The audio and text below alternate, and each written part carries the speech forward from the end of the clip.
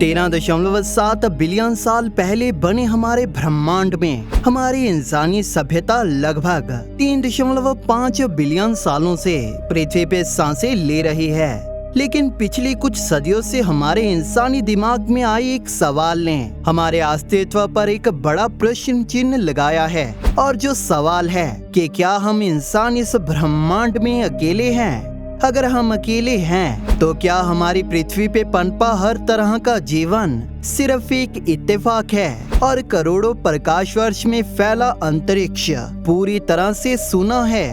आज हमारे वैज्ञानिक इस सवाल के पीछे छुपी सच्चाई को जानने के लिए अंतरिक्ष की जांच करने में लगे हैं। ऐसे ही एक तरह के अध्ययन के दौरान एक पूरी नई तरह के ग्रहों के ग्रुप को पहचाना गया और जो पूरी तरह से जीवन के पनपने और रहने लायक हो सकता है और जिन्हें वैज्ञानिकों ने हाइसियन वर्ल्ड का नाम दिया है, जिनमें से ज्यादातर ग्रह पहले ही मिनी नेपच्यून्स की कैटेगरी में आते थे।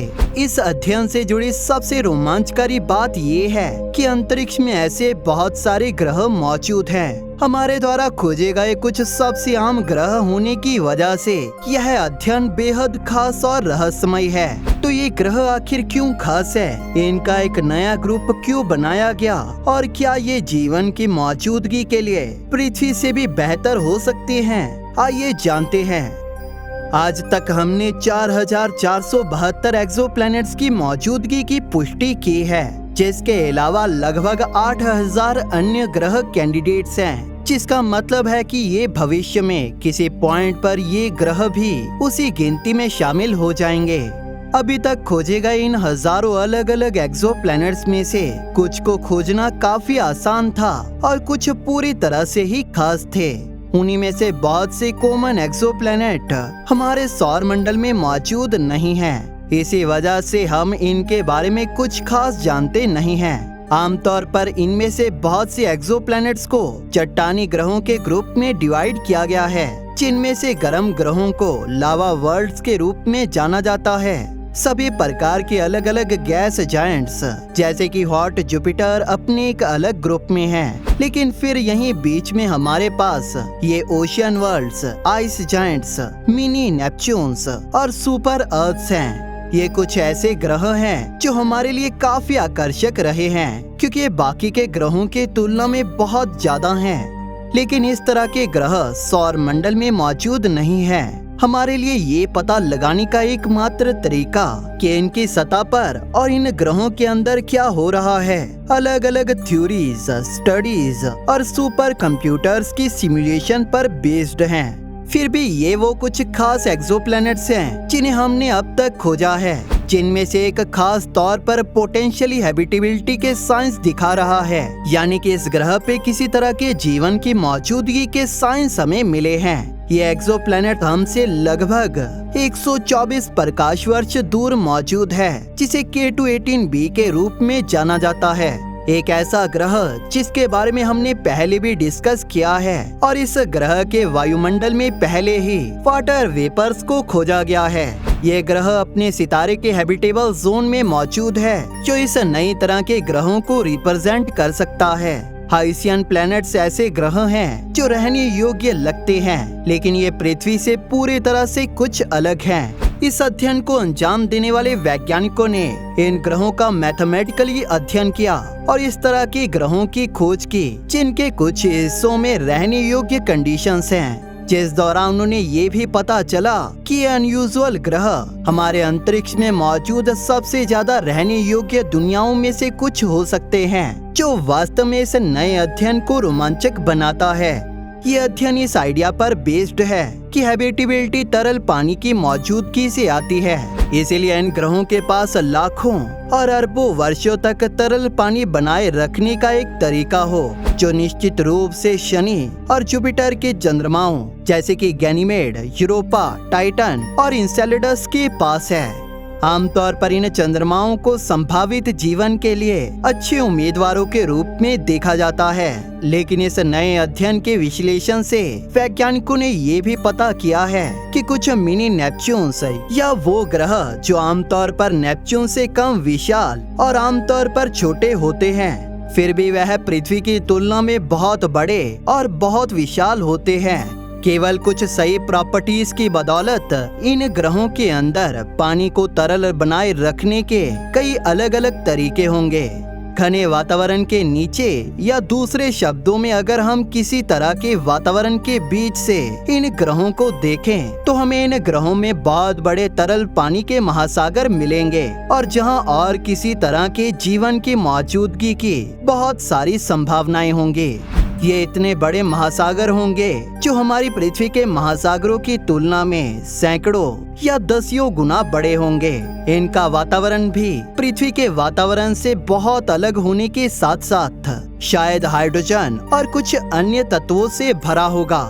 इन हाइशियन प्लैनेट्स में से ज्यादातर हमारी पृथ्वी की तुलना में आकार में लगभग 1.6 से 3.9 गुना बड़े होते हैं, और इनके कुल मास में ये पृथ्वी से लगभग 5 से 10 गुना मैसिव भी होते हैं। K2-18b भी पृथ्वी की तुलना में ठीक 2.6 गुना बड़ा है और लगभग 8.6 गुना अधिक मैसिव है, क्योंकि यह ग्रह अपने सितारे के हैबिटेबल जोन में मौजूद है, और क्योंकि इस खास ग्रह के वातावरण में हमने वाटर वेपर्स की मौजूदगी की खोज कर ली है।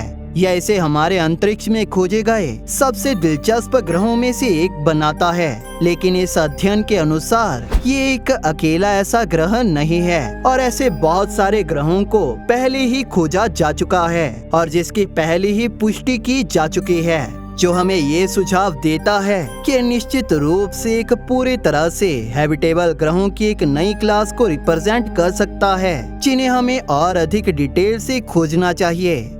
हालांकि ये पता लगाना कि इन ग्रहों की प्रॉपर्टीज क्या हैं, अभी भी हमारे लिए थोड़ा मुश्किल है। इसीलिए इस पेपर में वैज्ञानिकों का मानना है कि उनमें से ज्यादातर शायद एक सुपर अर्थ नहीं है, बल्कि वह सुपर अर्थ से भी बहुत बड़े होंगे, लेकिन मिनी नेपच्यून से बहुत छोटे हैं। साथ ही इन ग्रहों पर तापमान बहुत ज्यादा हो सकता है, क्योंकि इनकी सतह पर बहुत अधिक प्रेशर होता है और उनमें से कुछ अपने सितारे के थोड़ा सा करीब होते हैं।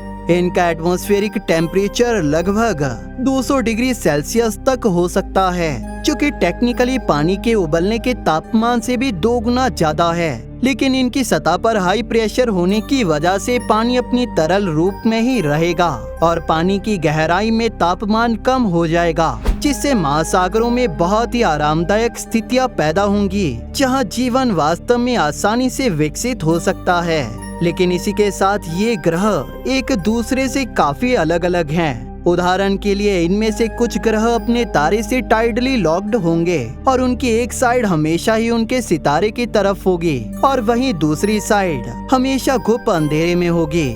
इसी के साथ ये डार्क हाइसियन वर्ल्ड वैज्ञानिकों के मुताबिक बाकी के ग्रहों से पूरी तरह से अलग हो सकते हैं, जो बाकी ग्रहों के मुकाबले जीवन के पनपने के लिए कुछ सबसे बेहतर ग्रह हो सकते हैं। इसी के साथ उनमें से कुछ अपने सितारे से दूर होंगे और जो वास्तव में कोल्ड हाइसियन वर्ल्ड्स होंगे, और जो कुछ हद तक यूरोपा, गैनीमेड, टाइटन और इनसेलेडस से मिलते जुलते होंगे।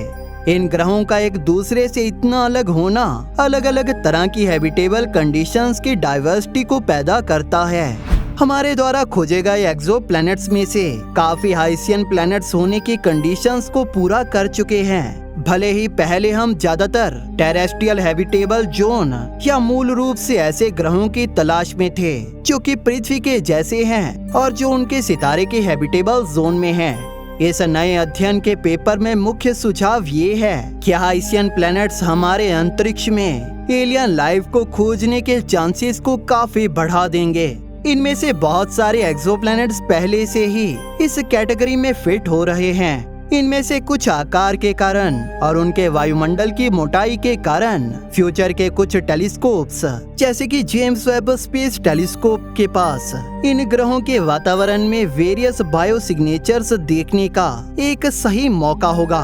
इस पेपर में वैज्ञानिकों ने ऐसे कई बायोमेकर्स की पहचान की है जिनमें से कुछ इस ग्राफ में दिखाई देते हैं। ये हमें सुझाव देते हैं कि इनमें से बहुत से ग्रह वास्तव में भविष्य के अध्ययनों का फोकस होने चाहिए। इसीलिए किसी भी तरह के बायो सिग्नेचर या संभावित जीवन से आने वाले किसी भी तरह के इमिशन को कुछ टेरेस्ट्रियल प्लैनेट की तुलना में इनहर्शियन प्लैनेट के आसपास खोजना बहुत आसान होगा।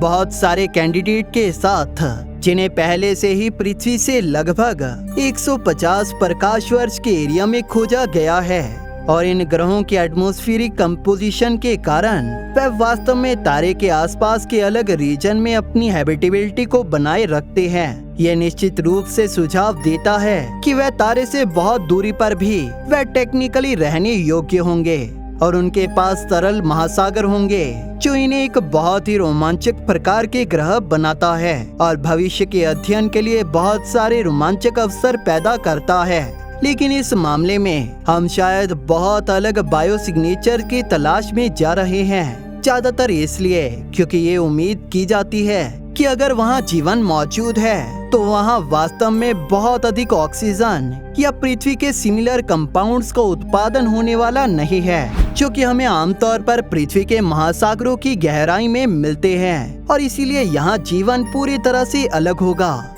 लेकिन मुझे लगता है कि यह पृथ्वी के महासागरों के कुछ क्षेत्रों से इतना अलग नहीं होगा। लेकिन इन ग्रहों पर पोटेंशियल एक्स्ट्रा टेरेस्ट्रियल इंटेलिजेंस के बारे में कुछ कहना एक पूरी तरह से अलग बात है, क्योंकि हम अभी भी यह नहीं जानते कि हमारी पृथ्वी पर इंटेलिजेंस कैसे बनी है।